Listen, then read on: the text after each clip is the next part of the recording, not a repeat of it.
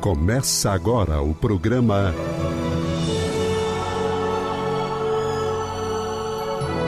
O Livro dos Espíritos em Nossa Vida.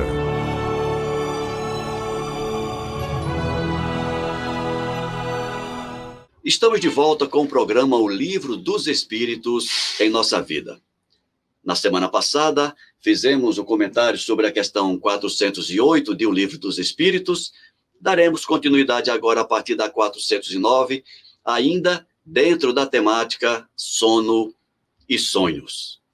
De antemão, se você está gostando do nosso programa, não esqueça de deixar o seu joinha, não esqueça de acionar o sininho, participe das nossas redes de comunicação da Comunhão Espírita de Brasília, cujo objetivo é levar a você, que nos ouve, que nos acompanha, as melhores informações sobre a doutrina espírita, sobre o espiritismo. Almeida, mais uma vez, seja bem-vindo.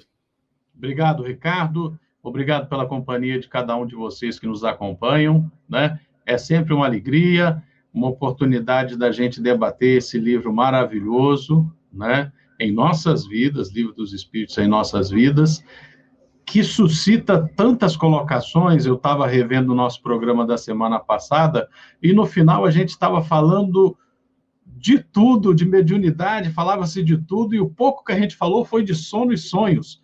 Mas eu acho que esse que é o legal, porque o Livro dos Espíritos, ele é um ponto de partida, como a gente falou, né? Ele é o ponto de partida do conhecimento ampliado da vida. Por isso, é um livro filosófico. Ok, Almeida. Então vamos para a questão 409, O Livro dos Espíritos. Nessa questão, o Kardec pergunta: frequentemente, em um estado que não é ainda de sonolência, quando temos os olhos fechados, vemos imagens distintas, figuras das quais apreendemos os mais minuciosos detalhes. É isso um efeito de visão ou de imaginação? Então, a questão é, nós estamos ali mais ou menos sonolentos, com os olhos fechados, e de repente começam a aparecer algumas imagens, e a gente consegue identificar detalhes dessas imagens, e o Kardec pergunta, o que é isso? É um efeito da visão ou da imaginação? Essa pergunta, ela abre um universo sensacional. É interessante como a palavra, por exemplo, ela tem um poder sugestivo, né? Sugestões permitem a percepção de cada um avançar além dessa realidade material e buscar outra realidade. Vou fazer uma brincadeira com vocês aqui, tá? Fechem os olhos e não imaginem um elefante branco. Abram os olhos, não precisa mandar uma mensagem para a gente. Quem não imaginou um elefante branco, gente? Todos imaginamos um elefante branco, porque alguém, pela internet, falou para não imaginar um elefante branco. Você só gravou a ideia do elefante branco e tentou criar um elefante branco na sua imaginação. Tá? E tudo isso para dizer o quê? Respondendo à pergunta objetivamente. Se você relaxa, se você fecha os olhos, se você deixa a sua imaginação fluir, é aquilo que a gente vem conversando nas últimas semanas. Todo o teu conteúdo que está aqui de alguma forma reprimido, de alguma forma contido, represado, ele vaza, como disse o nosso saudoso Jorge Andréa. Vaza para a nossa realidade mais perceptível, né? Então, sim, em qualquer situação que a gente relaxar, que a gente se deixar levar por essa torrente de pensamentos, seremos levados pela nossa imaginação a ver imagens, a ouvir vozes, a perceber realidades. Se estivéssemos num relaxamento mais profundo que levasse ao sono, esse fluir seria um sonho. É verdade. Basicamente é isso, gente, para responder bem objetivamente. Agora, depois, se ver alguém que não imaginou o elefante branco, me conta. Ô, Almeida, é como aquela situação, né? Concentre-se, não pense em nada. Essa é sensacional. Como é que a gente vai ficar sem pensar em nada? No mínimo, a pessoa que ouve isso pensa exatamente isso. Como que eu não vou pensar em nada? O que é o nada? Pense em nada. Olha, você sabe que esse convite de não pensar em nada é o primeiro passo de um processo meditativo, né? Exatamente. Aí é aquela coisa, exercitem isso vocês em casa, né? Fechem os olhos. Mas Alci, como é que eu não vou pensar em nada? Pense na sua respiração. Concentre-se apenas na sua respiração. Inspirou, expirou. Tente fazer isso por 30 segundos. Você vai sentir uma paz profunda. Se você pelo menos 30 segundos só concentrado na sua respiração, é uma meditação que faz um bem incrível. É verdade. Mas sem essa informação, sem essa... Não, sem esse macete, você não vai... Você vai, como é que eu não vou pensar em nada? E a panela de fogo no fogo? E o que eu estou vendo aqui no auditório? E o ar-condicionado está ligado? O barulho que eu estou ouvindo? Essa cadeira está desconfortável. Começa a acontecer coisas do arco da velha. É verdade. Então, vamos lá. Frequentemente, em um estado que não é ainda de sonolência, quando temos os olhos fechados, vemos imagens distintas, figuras das quais não apreendemos os mais minuciosos detalhes. Figuras das quais apreendemos os mais minuciosos detalhes. É isso um efeito de visão ou de imaginação? Estando o corpo entorpecido, o espírito procura quebrar seus grilhões. Ele se transporta e vê. Se o sono fosse completo, isso seria um sonho.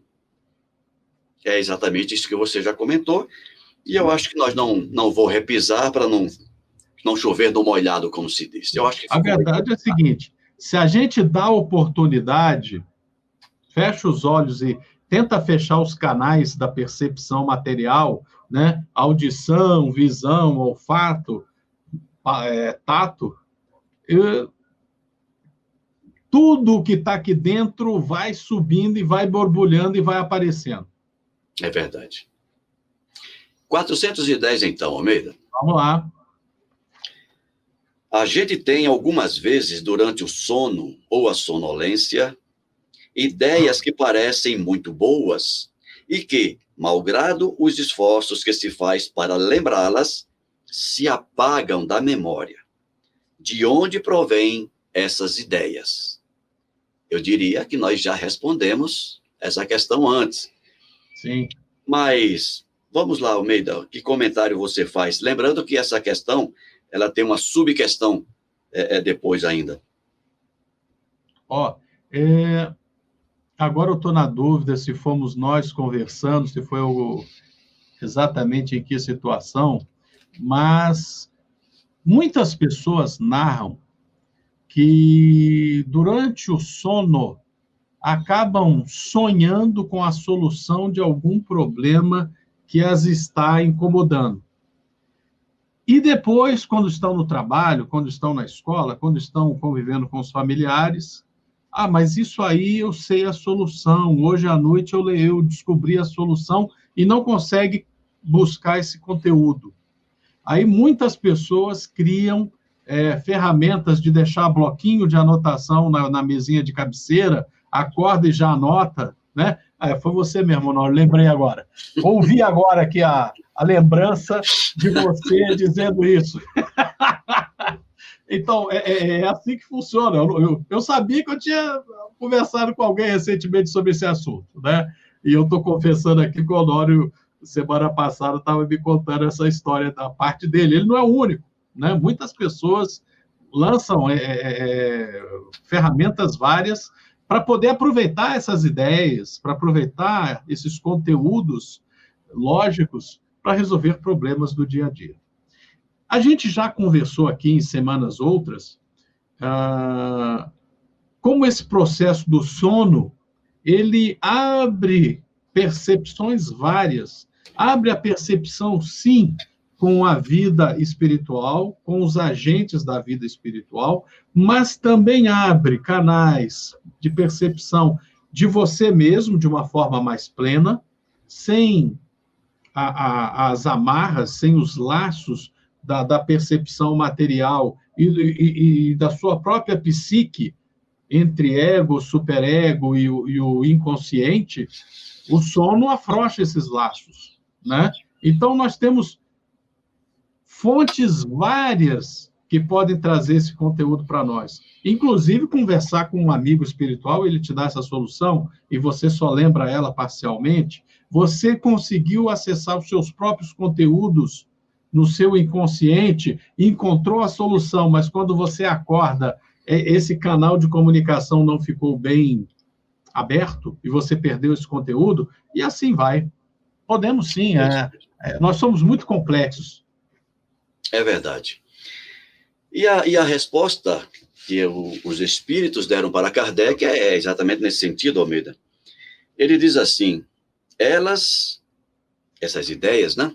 Sim. Elas são o resultado da liberdade do espírito que se emancipa e goza de mais faculdades durante esse momento. Frequentemente, são conselhos que dão os espíritos. Frequentemente, mais uma vez, chama atenção para que os espíritos eles não fecham a questão, que é apenas isso. Frequentemente, são conselhos que os espíritos te dão. Outras vezes, pode não ser exatamente os espíritos falando com você, conforme o Almeida já acabou de comentar, e nós comentamos bastante isso na semana passada. Isso. A subpergunta, Kardec questiona, de que servem essas ideias e esses conselhos, uma vez que se perde a lembrança e não se pode aproveitá-los? Se é para ajudar esses conselhos, então por que eu não lembro deles totalmente? Na manhã seguinte, quando eu acordo. E aí, Almeida? Olha, tem uma resposta maravilhosa, né, que a gente pode resumir basicamente que na hora certa esse conteúdo aparece. Mas eu gostaria de acrescentar. Nós, seres humanos, nós estamos num processo evolutivo, num processo de progresso, num processo de aquisição, de aperfeiçoamento, de burilamento, de lapidação desse diamante maravilhoso que é esse ser divino que foi criado pelo Pai e que nós insistimos em deixá-lo obtuso, obnubilado, encoberto pela vaidade, pelo egoísmo, por tantos vícios outros, né? A verdade é a seguinte, quanto mais nós caminharmos, quanto mais eu caminhar no sentido de ser um ser humano mais pleno, de ser um ser humano mais que reflita nos meus atos aquilo que o Pai Eterno tem para mim, mais facilmente eu vou conseguir esses conteúdos positivos, mais facilmente eu vou conseguir perceber essa comunicação com espíritos da espiritualidade superior. Cada vez mais eu vou utilizar isso no meu dia a dia com maior facilidade. Quanto mais eu me apegar à matéria, quanto mais eu me apegar a interesses mesquinhos, egoísticos, de vaidade, do eu, mais difícil vai ser eu ter esse canal de comunicação com uma realidade superior desimpedido, né? Basicamente é, então para que a gente serve? Olha, essa ideia está aqui, eu consegui alcançá-la de alguma forma. Quanto melhor eu estiver equilibrado numa direção de busca de luz, de busca de aperfeiçoamento, mais facilmente eu vou encontrar esse conteúdo. Mas, em última instância, na hora do desespero, esse conteúdo aparece e me ajuda. Exatamente, Almeida. Eu acho que vale a pena a gente fazer um comentário sobre a questão e sobre tudo isso que você falou. que apesar de sermos, enquanto encarnados, e uma vez desprendido, o mesmo espírito, as condições de trabalho do espírito em estado de vigília, ou seja, acordados, como eu e você e todos que nos ouvem agora, as condições de trabalho são diferentes daquelas condições que o espírito tem quando está livre das amarras do corpo físico, mesmo que livre parcialmente, no caso do sono. Algumas vezes, há informações que elas são úteis para o espírito e não são úteis naquele momento para a matéria, porque como nós já vimos em programas anteriores, encarnado e em estado de vigília, o espírito ele não tem a sua autonomia completa. Ele está ofuscado pelas influências que a matéria oferece sobre ele, que a matéria impõe sobre ele. E muitas vezes, uma informação que o espírito recebe desprendido, se ele lembrasse dela completamente em estado de vigília, a influência do corpo sobre ele poderia deturpar aquela informação, levando a resultados não muito proveitosos. Então, é aquilo que nós já falamos em programas anteriores. Quando a informação adquirida durante o estado de emancipação, ela é útil para o dia a dia, dá-se um jeito de que ela chegue até você, para que você implemente aquela ideia do ponto de vista físico. Quando não, a espiritualidade tem 1000 maneiras de fazer com que aquela ideia ela fique reprimida apenas no campo espiritual e surja de forma mais efusiva apenas no momento adequado. Uma prova disso, de tudo isso que a gente está falando, ou mesmo que não seja uma prova, mas uma demonstração, por exemplo, se eu perguntar para você, Almeida, você lembra nitidamente ou parcialmente do compromisso que você fez antes de reencarnar? Você sabe quais são os seus compromissos nesta encarnação? Com que foi que você se comprometeu nessa encarnação? Não sabe. Então, agora, depois que nós passamos dos 50, a gente pode dizer assim, o meu compromisso era com a minha esposa, o meu compromisso é com os meus filhos, o meu compromisso é com esse tipo de trabalho que eu desempenhei durante a minha vida profissional. Então, agora, nós começamos a deduzir, não é nem perceber, é deduzir que talvez os nossos compromissos estejam relacionados com essas pessoas e com esses ambientes. Tá bom, já que você conseguiu perceber isso, Almeida, e daqui para frente? Quais são os seus compromissos? A gente não sabe. Não. Mas mesmo sem saber, nós vamos, de certa forma, executando esses compromissos. Nós vamos executando, não é? Quando você conheceu a sua esposa, né? E você falou, é essa que eu quero para dividir a minha vida. É essa que eu espero que ela queira dividir a vida dela comigo. Também. E alguém diz assim, mas por que você acha que é essa e não aquela outra? Aí a gente lembra lá o meu conterrâneo lá, né, o Ariano Suassuna, naquele personagem clássico do livro, do livro e do filme. Eu só sei que é assim. O Auto da Compadecida, né? Só sei que é assim. Como é que você sabe? Não sei, só sei que é assim. E é assim que a vida vai indo.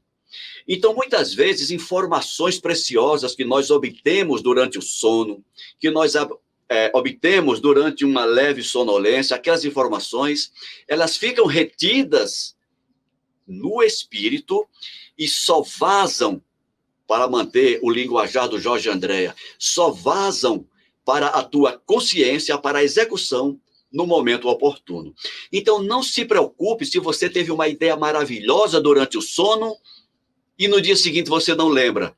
No momento oportuno, ela vai ressurgir e você vai implementá-la, se assim for o melhor caminho. Uma outra coisa, Almeida, nem sempre uma boa ideia é oportuna. Ela tem que ser oportuna, adequada. A ideia é ótima, mas não é oportuna. Então, se você tivesse a lembrança daquela ideia, caramba, essa ideia é ótima, eu vou implementar agora. Perderia a ideia, porque você tentou implementar no momento de inoportunidade. É aquela história, né? Quem viveu no campo, quem criou galinha, sabe muito bem o exemplo que eu vou dar agora. Tá lá a galinha chocando o ovo, né? E tem um momento que a natureza diz que o pintinho vai eclodir daquele ovo, e ele começa a bicar a casquinha, né? Ele começa a tirar aquela casca. A galinha não ajuda, né? E às vezes a gente, criança, quer ir lá e mexer. Pai e mãe diz para a gente não mexer. Por quê? Porque faz parte do amadurecimento daquele ser aquele esforço de sair de dentro da casca. Eu estou dizendo que eu já testemunhei, né? A gente descascar, o bichinho morre. O bichinho morre, porque ele não fez o esforço necessário para romper aquela casca. Exemplo semelhante está aí na internet, a história da larva que precisa sair de dentro da pupa. Né? Se alguém for lá e abrir o casulo, ela vai sair e as asas da borboleta não estarão desenvolvidas adequadamente, porque faz parte da natureza daquele amadurecimento ela ter que se esforçar e ir retirando o material aquele fio, aquele tecido do casulo, fazer força para sair, um esforço para ela, hercúleo, né? Para desenvolver, para poder as asas se abrirem de uma maneira saudável. Se alguém for lá e abrir um buraco para ela sair, ela vai morrer também. Então, isso mesmo. As ideias são apenas ideias, né? A oportunidade tem tempo, tem lugar, tem situação. Tem um monte de coisas aí que acontecem. Aí é a adequabilidade, né? O tempo tem que estar certo, o local tem que estar certo e a situação toda tem que ser adequada para ela ser implementada. Por isso que os espíritos, eles nos protegem. Não deixam que as ideias venham dessa forma para dar tempo de nós amadurecermos, enrijecermos nossas asas, para que quando a ideia... nossa musculatura. A musculatura, para que quando você esteja pronto, a ideia possa vir de forma mais clara. Respondendo à questão do Kardec, vou repetir a questão. De que servem essas ideias e esses conselhos, uma vez que se perde a lembrança e não se pode aproveitá-los? Essas ideias pertencem algumas vezes mais ao mundo dos espíritos, que é o mundo corporal.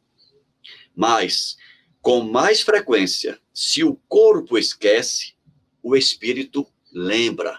Ou seja, a ideia não está perdida, ela está no espírito.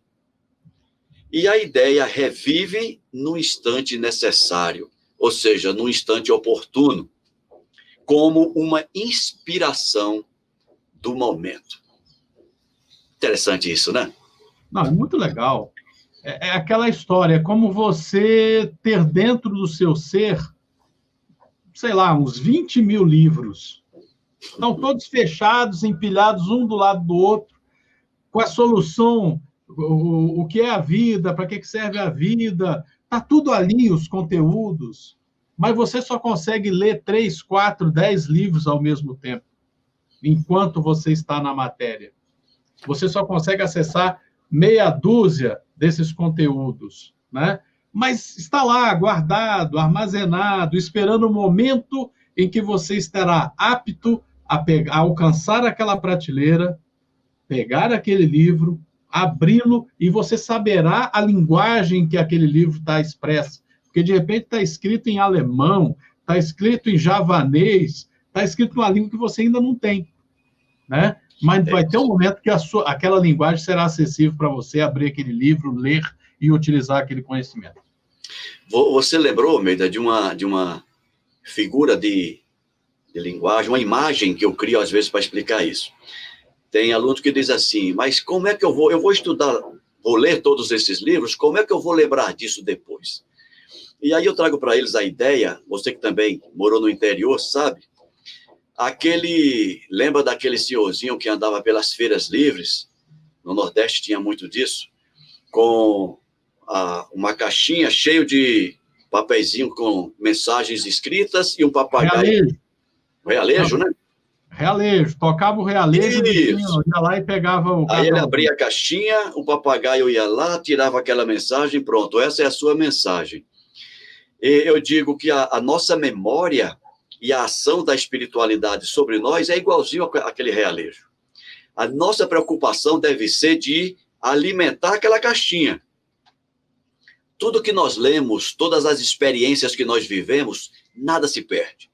Tudo fica armazenado na nossa caixinha e no momento oportuno e necessário, a gente vai lá e pinça aquela informação e ela vem. É assim a nossa mente, é assim a nossa memória, coisas que a gente lembra que a gente talvez nem soubesse, nem tivesse consciência que existisse em nós, e é assim que a espiritualidade também age conosco. Tenhamos a preocupação de alimentar a nossa caixinha, lendo, estudando, percebendo, experienciando, vivendo, nos recheando dessas experiências para que, no momento oportuno, elas possam ser trazidas à tona e gerarem seus efeitos. Almeida, se não me engano, o nosso tempo está se aproximando do término. Nós estamos a 2 questões para encerrar a temática sono e sonhos, a questão 411 e a questão 412. Certamente nós não vamos conseguir comentá-las satisfatoriamente no tempo que nos resta, então quero sugerir que nós deixemos essas questões para o próximo programa, perfeito, para que a gente tenha tempo de comentar bastante. Almeida, qual a sua mensagem final para este programa? Meus irmãos, minhas irmãs, como sempre, gostou, deixe o seu joinha, não gostou, deixe sua crítica, sua sugestão, mas, acima de tudo, não esqueçam, como muito bem disse o Ricardo Honório agora, vivam bastante, vivam com amor, vivam com alegria, busquem experiências, busquem conteúdos bons, cada vez melhores, para que cada um de vocês viva cada vez melhor. Forte abraço para todos vocês. Obrigado, Almeida. Obrigado a você que nos acompanha pela TV, pela Rádio Comunhão, pelo nosso canal no YouTube. Reforço mais uma vez, esse programa é feito com muito carinho, com uma dedicação muito grande, para que possamos levar até você a melhor informação introdutória sobre a doutrina espírita, para que, a partir dessas informações introdutórias, você possa alçar grandes voos nas asas do conhecimento, construindo o edifício cognitivo que precisamos, que precisa você, para uma vida plena de paz, de felicidade e de harmonia. Fiquemos todos na paz de Jesus. Um grande abraço e até a semana que vem.